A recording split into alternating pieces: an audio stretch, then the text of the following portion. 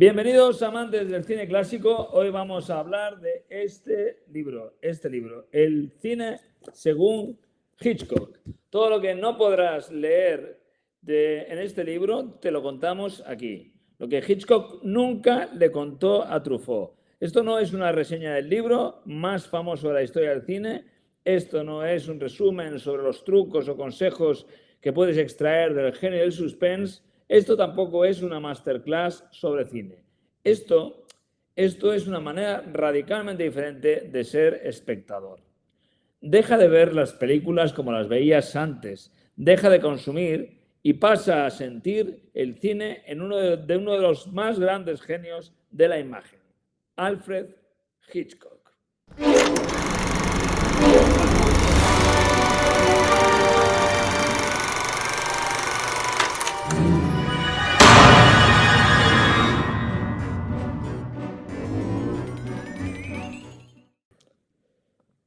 Muy buenas, soy Joan Carlos Mejuto y hoy estrenamos nueva sección en el canal de YouTube de Estudio Momento. Agárrense los cinéfilos porque hoy vamos a hablar del libro más famoso de la historia del cine, El cine según Hitchcock. Empezamos presentando a la persona que nos va a acompañar en este apasionante viaje, que es la verdadera estrella del canal, la verdadera musa de este canal. Ella es nada más y nada menos que Iria Ares, directora y actriz, y fan del fascinante universo que envuelve este libro. La teoría de Iria es innovadora y, como les gusta decir a los modernos, pues se podría decir que es disruptiva. Iria sostiene que Hitchcock ocultó cosas a Truffaut, o más bien que Truffaut no supo verlas. Así que, Iria, ¿cómo estás? ¿Preparada para Hola, sumergirnos en la mente de Alfred Hitchcock? bueno, hola Mejuto, hola a todos, sí, por supuesto.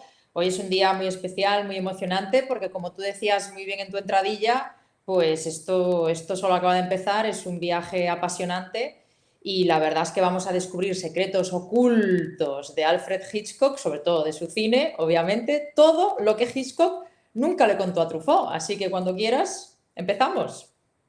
Bueno, lo primero que hay que hacer es situarse, ¿no? Porque es verdad que este libro es uno de los más vendidos, si no el más vendido y más famoso de todos cuantos se han escrito sobre teoría cinematográfica o sobre la manera de hacer cine. En gran parte porque es un libro extraordinario, es muy buen libro, pero también en gran parte por la fama inmensa de sus dos protagonistas. Ahí los vemos sentados, que son Hitchcock y Truffaut, y especialmente por la fama de Alfred Hitchcock, el mago del suspense. Las películas de Hitchcock, sus obras maestras, son conocidas por todo el mundo, ¿no? Y en todo el mundo se siguen y se seguirán viendo y descubriendo. Lo primero que tenemos que decir de este libro, es que es un libro que está grabado. Es decir, es parte de una serie de cuentos, 13 en total, que mantuvieron Hitchcock y Truffaut durante el año 1962. Y encuentros que duraron horas. Se reunían por la mañana temprano, estaban hasta las 6, 7 de la tarde, incluso algunos días, pues también seguían hablando durante la hora de comer, ¿no? Y todas estas conversaciones están registradas, incluso para los más curiosos, están subidas a YouTube. O sea que los que tengáis mucha curiosidad por escuchar a Hitchcock y a Truffaut en sus respectivas lenguas, escuchar también a la traductora, pues buscáis por YouTube, hacéis una búsqueda sencilla y ya veréis cómo encontraréis todas estas conversaciones. Así que, por tanto, es un formato de entrevista, pero sobre todo no es una entrevista al uso, no es un periodista entrevistando a un cineasta, sino que es otro cineasta hablando de cine con uno de los más grandes, ¿no? Es un formato, por tanto, de conversación. Truffaut no solamente es cineasta, sino que se inició como crítico, pero aquí ya llevaba gran parte de su obra cinematográfica hecha, o sea que en este momento ya son dos cineastas hablando de cine. Pero aquí no vamos a haceros un resumen ni os vamos a destripar el libro en el sentido pues eso, de resumiros lo que se cuenta, que para eso ya hay muchos otros vídeos en YouTube, sino que vamos a ver vamos a dar una interpretación, vamos a ver lo oculto o lo que nosotros consideramos que está oculto, lo que no se dice, lo que hay detrás de las palabras de Hitchcock. Y si te gusta el cine clásico tanto como a nosotros, pues nada. Si te gusta, suscríbete al canal, dale un like porque este es el primer capítulo solo de una serie que va a recorrer entero el libro El cine según Hitchcock, capítulo a capítulo. Y lo vamos a recorrer con ojos nuevos. En cada capítulo, Iria nos va a ir desvelando puntos de vista distintos en los que, créanme, nadie había reparado antes. Sin más, empezamos hablando del capítulo 1. Capítulo 1. Así que, Iria, te voy a hacer la palabra con esta pregunta. ¿Qué fue lo que Hitchcock nunca le contó a Truffaut en este primer día de conversaciones? ¿Tú qué crees? Bueno, pues mira, hay muchas cosas que analizar, Mejuto, en este primer capítulo del libro, ¿no? Y eso que no es un capítulo, digamos, pues en el que se hable mucho de cine, ¿no? De hecho, solo se habla de la primera película dirigida por Alfred Hitchcock, que es The Pleasure Garden. Estamos en 1925 y él tiene 26 años. Y se habla sobre todo de anécdotas. Se hace mucho hincapié en su primer día como director de cine. Pero al igual que en las películas de Hitchcock, lo interesante en este capítulo es lo que Hitchcock no le comenta a Truffaut de esos inicios o lo que Truffaut pues, no está dispuesto a preguntarle, ¿no? Y quizá lo primero que a mí me llame poderosamente la atención, ¿no? en este capítulo es cómo Hitchcock le cuenta a Truffaut pues, ese momento en el que se convierte en director de cine, ¿no? Estamos hablando de un momento en el que él ya trabajaba para los estudios Sí. y ahí tienes una frase, ¿no? Un productor ya muy conocido por todos los cinéfilos, que es Michael Balcon, pues ahí como Sí, sí, puedes, ahí como dice, puedes ver. Michael Bacon me preguntó, ¿le gustaría dirigir una película? Y yo le respondí, nunca lo había pensado. Claro, esto choca un poco, ¿no? Porque creo que Hitchcock quiere hacernos creer pues, que nunca en la vida se le pasó por la cabeza ser director de cine hasta que alguien se lo pidió, ¿no? Y que cuando ese momento llegó, pues él dijo, pues venga, lo hago, ¿no? Pero nunca lo había pensado. Yo creo que Hitchcock le miente descaradamente a Truffaut porque esto es bastante difícil de creer. Recordemos, ¿no? Que él cuenta cómo entra en los estudios, pues antes es ingeniero, sabe dibujar, se apunta a un curso de dibujo artístico en Bellas Artes, después entra en los estudios porque presenta unos intertítulos para, recordemos que en ese momento estamos hablando del cine mudo, pues Hitchcock presenta un boceto de intertítulos y ya lo captan inmediatamente. Después empieza a ascender, ¿no? Pues pasa a jefe, después de jefe pasa a la sala de montaje, donde aprende muchas cosas, después se convierte incluso en decorador, en ayudante de dirección, en fin, hace toda una serie de carrera dentro de los estudios, entonces suena un poco inverosímil que él no tuviese ya en la cabeza ese momento de quiero ser director, ¿no? Pero lo cierto es que Hitchcock lo cuenta así. Yo lo que creo, sinceramente, es que Hitchcock a esas alturas, ya con 26 años, repito, él ya sabía muy bien lo que quería ser de mayor.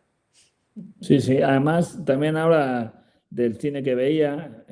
Truffaut le pregunta si es Griffith su primera influencia, si son esas películas. Él dice, al final, habla así que efectivamente había visto a los americanos, que le interesaba mucho su manera de iluminar, cómo despegaba a las figuras del fondo, pero él le insiste mucho también en los alemanes, en Murnau. Me parece que habla bastante en este capítulo de Murnau. Sí, sí, sí. Lo que pasa es que yo creo que estamos en el día 1 de trabajo, ¿no? Y entonces creo que digo de uno de trabajo porque Truffaut estaba trabajando, en ese momento estaba entrevistando a Hitchcock y yo creo que todavía Truffaut tenía puesta la careta de niño bueno, que adora al maestro y no se atreve a preguntarle cosas que le incomoden. Y desde luego creo que Hitchcock tenía la careta puesta que llevó durante muchos años de su vida, que es la careta de la ironía, de los buenos modales, ¿no? Entonces, en este día yo creo que Hitchcock no contó todo lo que... Yo creo que él sí quería ser director de cine y por eso hizo todo lo que hizo en su carrera y después le fue tan bien, ¿no? Pero bueno, estamos, insisto, día 1 de trabajo para Truffaut y yo creo que lo que Hitchcock nunca le contó a Truffaut en este caso es cuándo se le pasó, para mí la pregunta sería, ¿cuándo se te pasó por la cabeza, Hitchcock, ser director de cine, ¿no? Sí, supongo que sí, sí. Yo creo que sí, es muy probable que cuando dice eso, que nunca había pensado ser director, en fin, no parece que sea así porque él también habla de cómo se adelantaba y hacía ejercicios escribiendo guiones que nadie le pedía, en fin, es muy probable que ya se hubiese pasado por la cabeza. Sí, y después fíjate, hay un momento que creo que además a ti te gustó bastante, lo comentamos, que es el momento en el que cuenta cómo él descubre el montaje con los intertítulos, ¿no? Sí, sí, sí. Y bueno, ahí ya Sí, hay pistas, ya hay es una de pistas. las cosas que a mí me llamó la atención porque, como cuenta, que en la sala de montaje descubrió esto, que se podían cambiar radicalmente el sentido de una película, ¿no? En aquella época, con los intertítulos, pues un drama que había sido mal rodado, que los actores estaban muy exagerados o que no tenía pulso y que era pues los movimientos ridículos, pues que cambiando los intertítulos, unos intertítulos dramáticos por unos intertítulos de comedia, y resulta que se convertía en un exitazo y que la sala pues se partían de risa y un drama mal rodado se había convertido en una comedia, ¿no? Eso es bastante, a mí me llamó la atención. Supongo que como un espectador medio le puede llamar la atención. A ti supongo que como directora te llamarían la atención otras muchas cosas, ¿no? Aquí lo pone, ¿no? En aquella época, gracias a la utilización de los títulos narrativos, se podía cambiar por completo la concepción del guión. Sí, Bueno, sí, también sí. me gusta también cómo insiste permanentemente, eso también me llamó bastante la atención, cómo insistía permanentemente en su inocencia a la edad de 26 años, ¿no? Él le dice varias veces a Truffaut que él a esa edad que era muy, muy inocente y que todo el tema de la moralidad, sobre todo están hablando en términos de comportamientos morales y sobre todo lo relacionado al sexo, ¿no? Y vamos, yo viendo The Pleasure Garden, como vimos para preparar este programa, me parece que un director que ha dirigido esta película de Inocente tiene más bien poco, ¿no? Vamos, que tú tampoco te lo crees, ¿no? No, no, no. Segunda mentira ya de Hitchcock. Sí, además es que, pero Truffaut aquí sí que es cierto que le insiste varias veces en esta idea de su inocencia, ¿no? Porque le pregunta por varias cosas que él también ve o percibe y nada, pues él jura y perjura y es que lo repite tantas veces que es bastante llamativo, ¿no? Te voy a poner las imágenes que a mí me llamaron la atención, ¿no? Que esto además se va a ver en el cine de Hitchcock más adelante, ¿no? Este señor que está en The Pleasure Garden, que es el nombre del teatro de variedades donde se conocen las protagonistas, y este señor que está entre el público está mirando con sus prismáticos, sus impertinentes, creo que se le llaman a estos de teatro, ¿no? Y mira lo que está mirando este hombre. Mira lo que está mirando este hombre. Esta es Patsy, esta es la protagonista de la película. Y mira qué cara se le queda a este inocente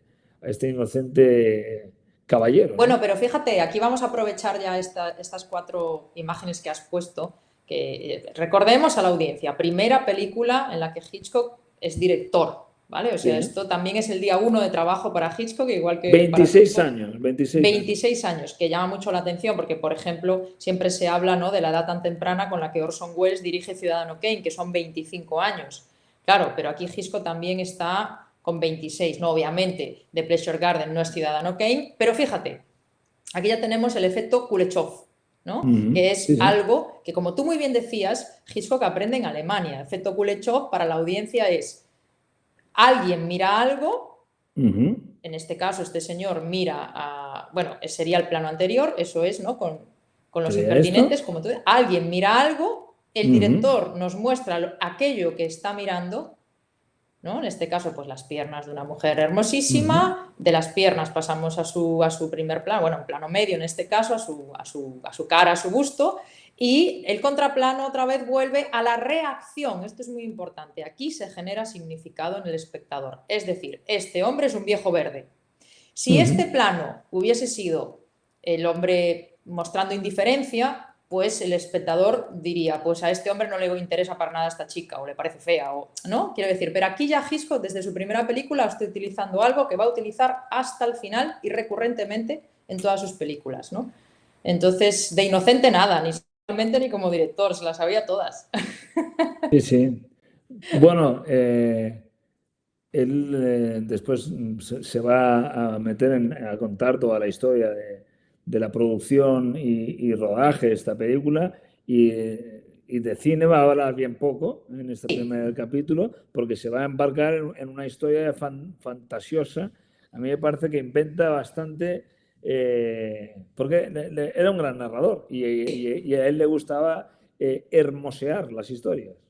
Sí, sí, sin ninguna duda. Por ejemplo, destacamos, ¿no? Cuando estábamos leyendo que él habla de su primer día de rodaje como prácticamente es una película, y una Sí, película sí. que puede ser con la muerte en los talones, ¿no? Quiero De decir, hecho, cuando acaba toda la narración, hay un momento en el que Truffaut le dice que el argumento del rodaje fue bastante más interesante que el de la película. sí, ahí demostró un poquito de mala leche, ¿no, Truffaut? Pero la verdad es que, fíjate, es muy curioso, muy curioso. Yo creo que Hitchcock realmente no mentía, no mentía en el sentido de que él fantaseaba constantemente y como estaba tan entrenado para contar historias, el único pecado que no quería cometer era el de aburrir.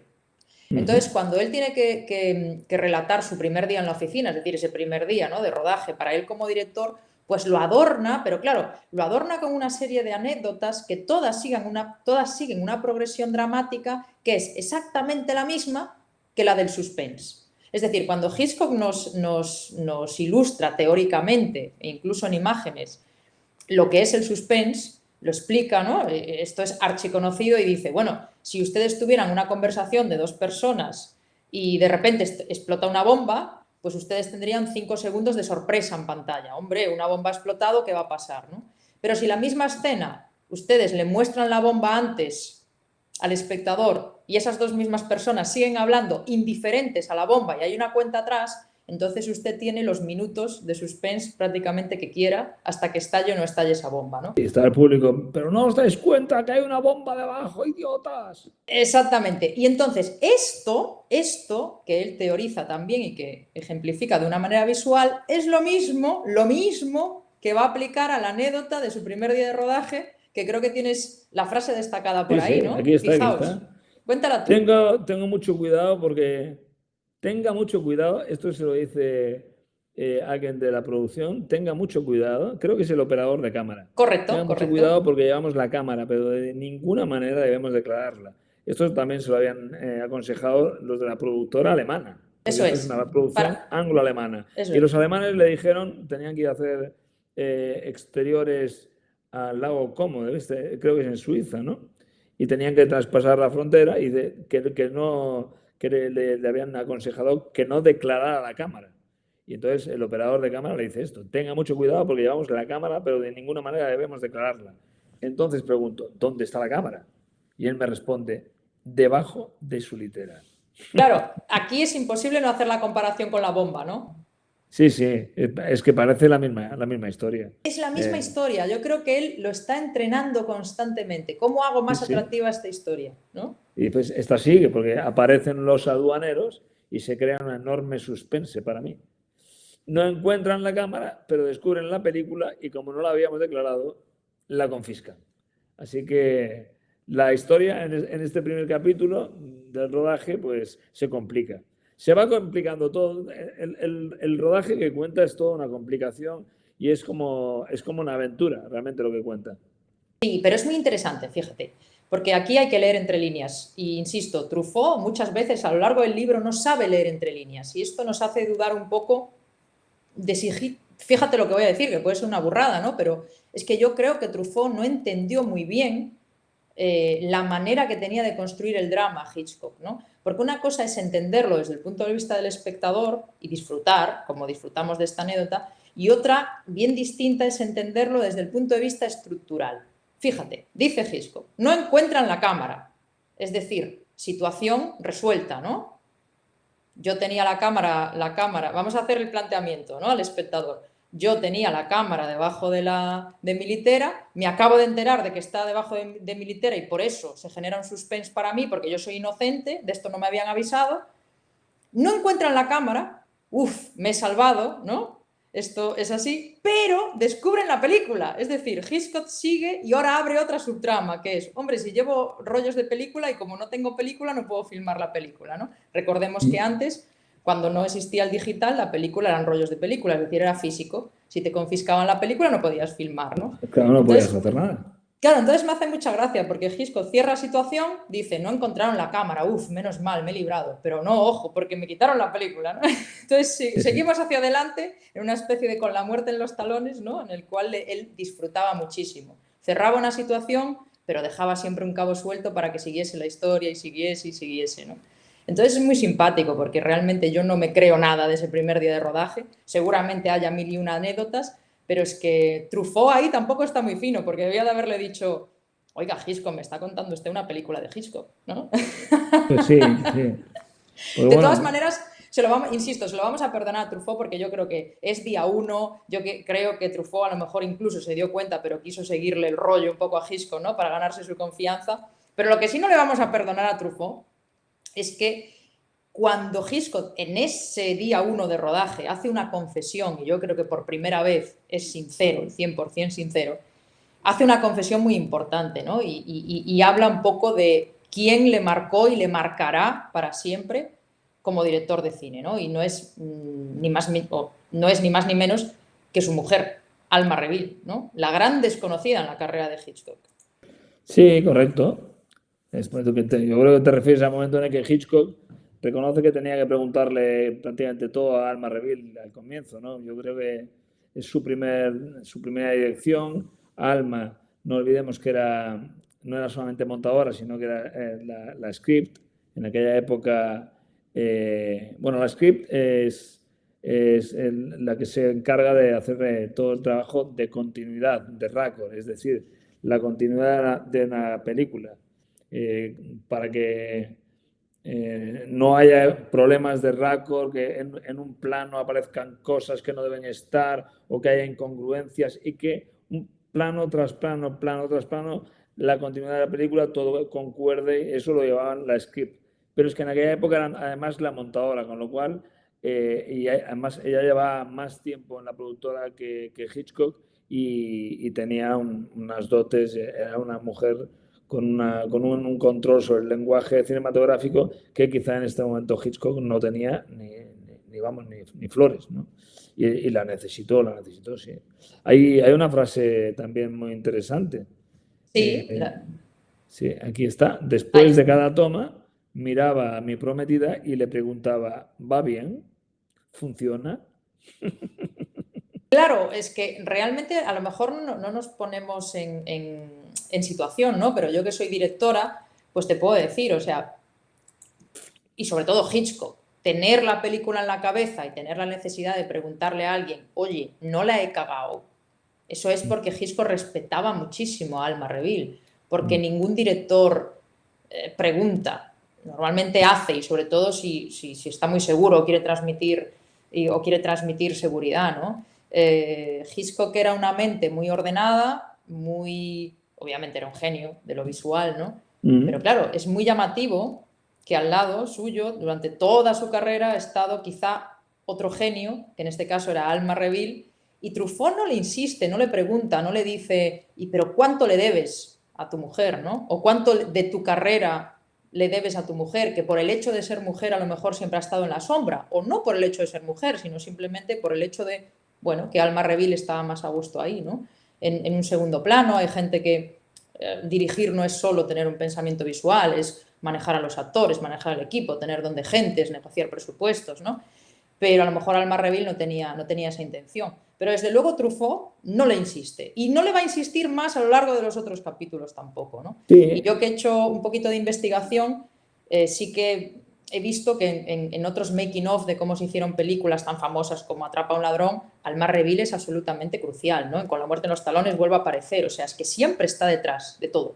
Sí, sí, es un personaje que además yo creo que en Hollywood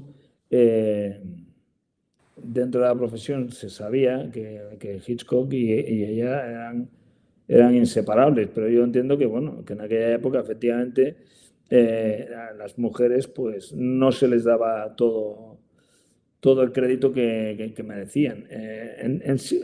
Sí que en la primera época del cine mudo hubo bastantes directoras y productoras, pero eso se fue, durante una época del cine, se fue perdiendo. Y Alma Reville, por ejemplo, en Cautivos del Mal, la película de Mankiewicz Minelli. Minelli, efectivamente. El director inglés al que contrata Kirk Douglas es inseparable de su mujer. Es una especie de homenaje a Hitchcock y a Alma Reville. Yo creo que en Hollywood han sabido que Alma Reville era imprescindible para Hitchcock durante toda su carrera. Sí, sí, sí, sin duda. Por eso digo que aquí Truffaut, pues quizá debería de haber hecho un poquito más de homenaje a la Sí, figura, sí. ¿no? Pero bueno, insisto, Bueno, estamos en el día 1. sí, Día sí. 1 de Bueno, trabajo para Truffaut. lo que llama más la atención de este primer capítulo y de este día uno es lo poco que habla de Hitchcock de cine en este capítulo, ¿no? Yo Sí, creo que deberíamos ahora ir un poquito ahí, ¿no? sí, sí, porque él habla muchísimo de anécdotas, lo hemos dicho, ¿no? Está plagado de anecdotario, ¿no? El primer capítulo. Sin embargo, no hablando mucho de cine, sí que habla de dos momentos que los explica además él y que son oro puro, ¿vale? Y que ya apuntan un poco o un mucho en la dirección en la que va a ir gran parte de su cine. Gracias a esas dos explicaciones, yo creo que podemos empezar a entender un poco cómo decodifica este Hitchcock el mundo que ve y cómo nos lo entrega a nosotros, los espectadores, pues para que entendamos realmente lo que él quiere que entendamos, ¿no? O más bien sintamos, que esto es muy importante en Hitchcock, lo que él quiere, ¿no? Y cómo no podía ser de otra manera que empezase Hitchcock hablando de cine y de su cine que con un asesinato, Sí. ¿no? Él es lo primero que empieza a comentar con Truffaut y es muy curioso. Ahí lo tenemos, la famosa escena del el primer asesinato de Hitchcock como director. Pues sí, efectivamente. Aquí habría que recordar un poquito el argumento de la película de Pleasure Garden, ¿no? La historia de dos jóvenes coristas, Patsy y Jill, que se conocen en este The Pleasure Garden, que es el nombre del teatro de variedades donde se conocen. Una de ellas, bueno, las dos se acaban comprometiendo con dos hombres que son amigos y que los dos tienen que marcharse a colonias. Jill, que es la que acaba triunfando en el Music Hall, acaba de alguna manera dejándose llevar por una vida de desenfreno, y Patsy, que sí que es fiel a su novio, acaba viajando a las colonias porque piensa que está enfermo.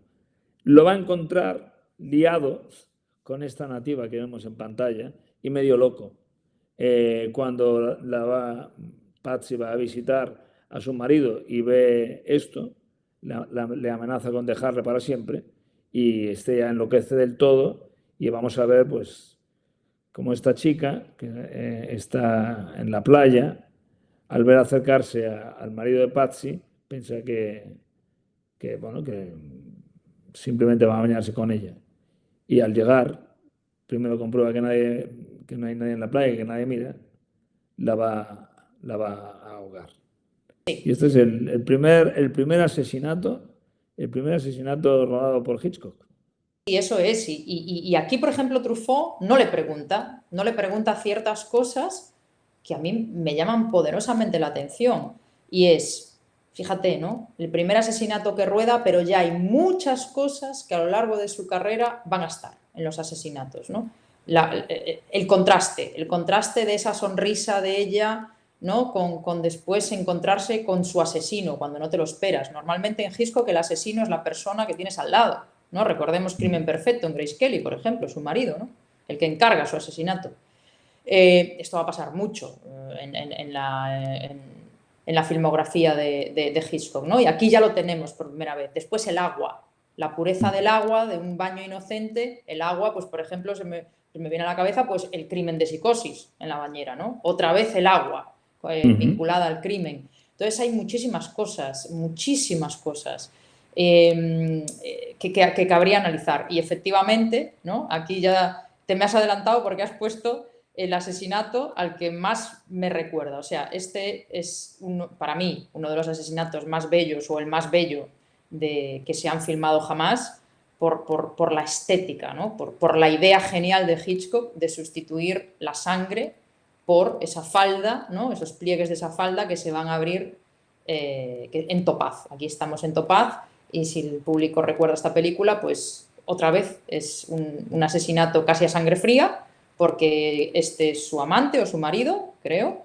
y ella no espera que la maten, aunque bueno, es una película que ella hace de espía, en fin, pero es otra vez un asesinato que ella no se espera de la mano de alguien que le es muy querido, ¿no?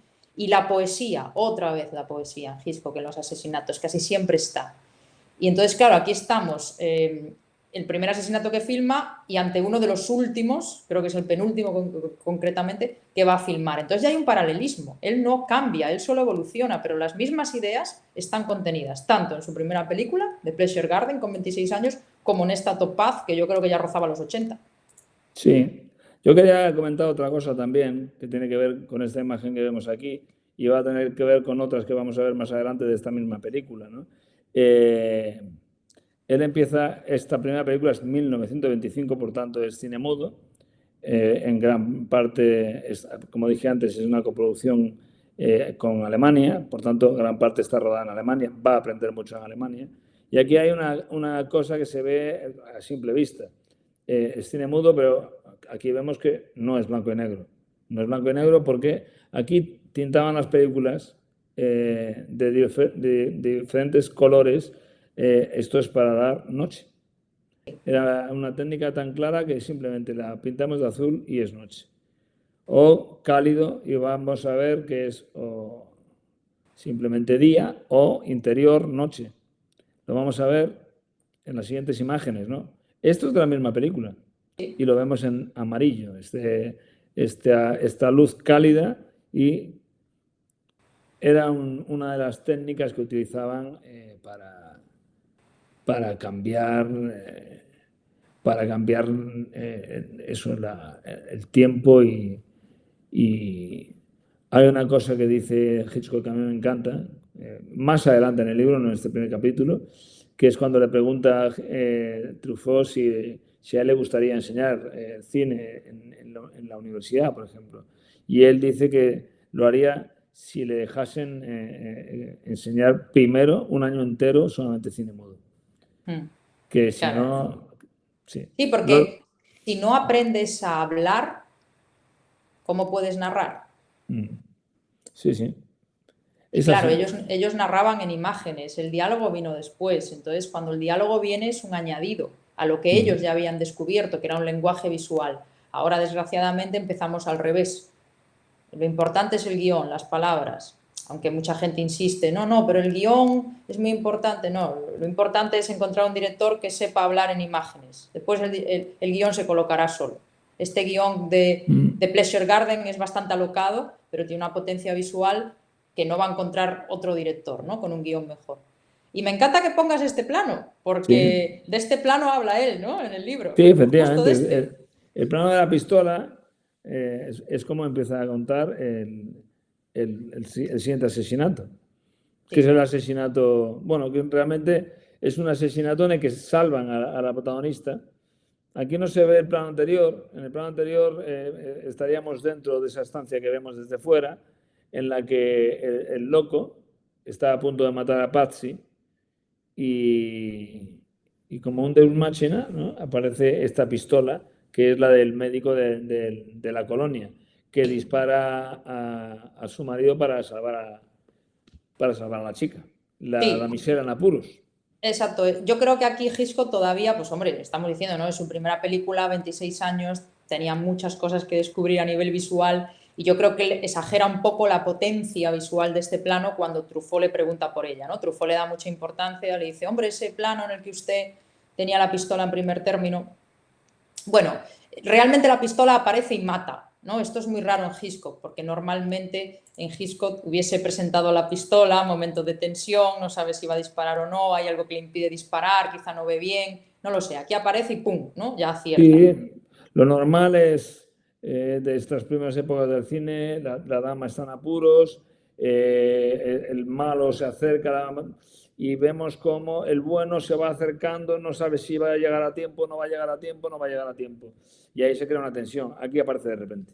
Así Sí, que todavía el mago del suspense aún tenía mucho que aprender. sí, sin embargo, poco tiempo después, porque creo que cuando lo filma en Recuerda con Ingrid Bergman, que ahora no tengo muy claro si es de 1940, esa película de Recuerda por ahí, pero bueno, 15 años después, Perdón. ¿no? ¡Hala! Aquí está, aquí lo encontró, ¿no? Aquí encontró la fórmula mágica. Claro, este plano es magistral, pero ¿cómo llegar aquí? Pues ahora lo vemos. Y Truffaut no relaciona las dos imágenes. Y digo, jova, Truffaut, estábamos dormidos. Quiero decir, obviamente, ese plano que en la primera película Hitchcock quiso hacer, ponerle el revólver en la mano al espectador, tardó 15 años en darse cuenta de cómo se hacía. Pero claro, Sí, lo hizo sí. de manera magistral y para mí creó una de las escenas de suspense más experimentales y más bonitas, porque este plano para filmarlo, ya hablaremos de él, porque le habla largo y tendido a Truffaut en el capítulo correspondiente, pero claro, ¿quién le va a disparar a Ingrid Bergman? Es imposible, ¿no? Sí, sí. Pero Truffaut no se da cuenta, y yo veo un paralelismo clarísimo. Pero fijaos, si le das para atrás, fijaos cómo él evoluciona visualmente. Porque claro, en la escena anterior Un estamos momentito. en Aquí la 1925 tenemos. y fijaos, ¿no? Entonces, esto es lo que él quería hacer, ponerle el revólver en la mano al espectador. Lo que pasa es que aquí lo vio de esta manera, lo resolvió así visualmente, como tú dices, Mm, casi con un Deus ex machina, porque simplemente aparece esta pistola y dispara. mm. Pero ya son los inicios, otra vez, aquí ya hay un resorte que después va a tener un eco, ¿no? Sí, sí. Y ya hablaremos de esta pistola y de esta mano cuando nos toque el momento, pero Eso también es muy es. interesante. Sí, sí. Eso es. Sin embargo, lo más interesante aquí viene después, ¿no? De la reacción. O sea, él recibe el disparo. Sí, sí, de hecho, Esto es algo que cuando te gustó mucho a ti, ¿no? sí, él cuenta que cuando se hace el primer pase con todo el equipo, incluso Michael Balcon, que viene de Inglaterra a ver ese primer pase en la productora en Alemania, cuando él recibe el balazo, la bala lo que produce inicialmente es, le quita de raíz la locura. Y vemos esa cara angelical, él recibe el balazo, se da la vuelta, ya no está loco, pero de repente se da cuenta de que le ha alcanzado una bala, se sorprende y muere. Los productores alemanes le dijeron a Hitchcock que esto era una brutalidad y que esto no se podía proyectar. Entiendo que aquí había una diferencia de mentalidad entre Hitchcock y supongo entre británicos y alemanes, ¿no? Quizá la flema británica eh, pues permitía este tipo de giro. En cambio, la moralidad alemana no podía permitir que el malo muriese, que el malo en el tránsito de morir se redimiese. Tenía que morir malo y entonces el acto de dispararle en ningún momento tendría ninguna doblez.